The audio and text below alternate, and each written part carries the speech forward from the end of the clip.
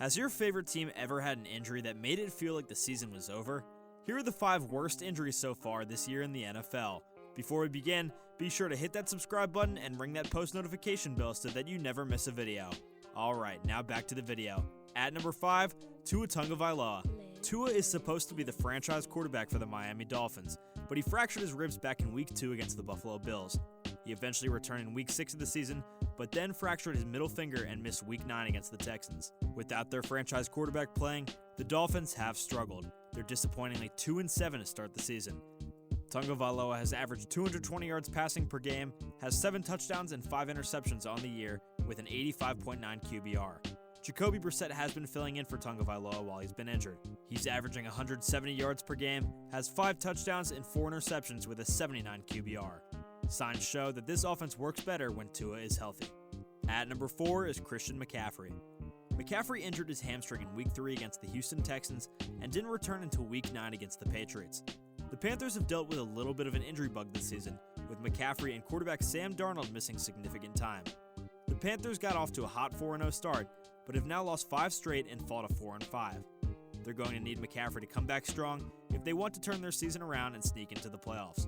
Chuba Hubbard has been the starting running back for the Panthers and did a fine job filling in.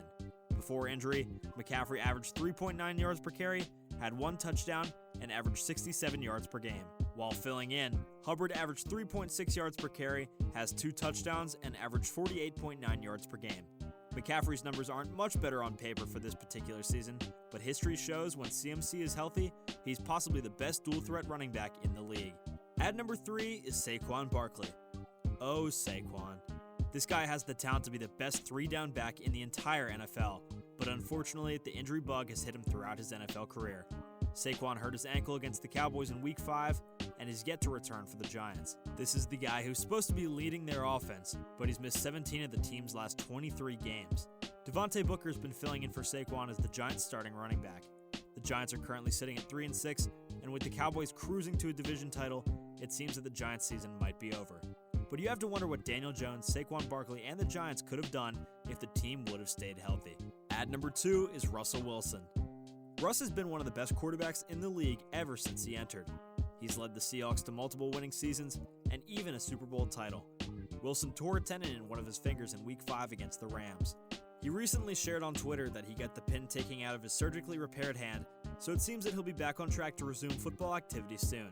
The Seahawks are currently sitting at 3-5, and with there being a ton of middle-level teams in the NFL, if Russ comes back strong, the Seahawks have a chance to sneak into the wildcard spot. Currently, it's been New York Jets legend Geno Smith filling in for the Seahawks. Wilson has played in 5 games, while Smith has played in 4, and Russ still has over 400 more yards passing, 5 touchdowns, and the same amount of interceptions. Anyone watching football knows that the Seahawks are much better with Wilson, and fans are begging for him to be back soon. And at number 1 is Derrick Henry. This injury is probably the most devastating out of them all.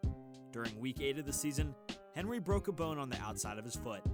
There's nobody that carries their team more than Henry, as he averages 27 carries per game.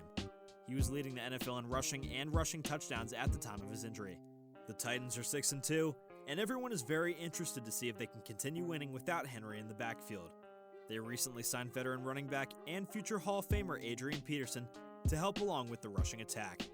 Well guys, thank you so much for making it to the end of the video. Be sure to smash that like button, subscribe to Upper Echelon Sports, and ring that notification bell so that you never miss a video. See you all next time.